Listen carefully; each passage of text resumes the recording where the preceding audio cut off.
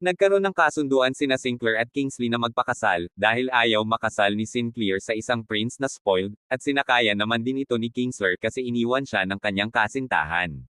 Sa gitna ng marangyang pagtitipon sa tahanan ng mga Sinclair, sa ilalim ng mga kristal na chandelier, nakatayo si Kingsley. Inaalipusta, hinuhusgahan, at pinagtatawanan.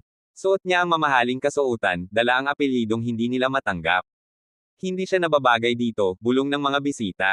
Ngunit katabi niya si Charlotte Sinclair, ang makapangyarihang anak ng maharlikang Britanya, ang kanyang asawa, at ang dahilan ng kanilang pagkasuklim.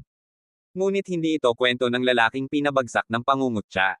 Ito ang simula ng kanyang paghihiganti. Tinawag siyang sinungaling, peke, isang lalaking nagpapanggap. Ngunit hindi natinag si Kingsley. Hindi lamang siya isang asawa, siya isang tao na may lihim na hindi pa nila nalalaman.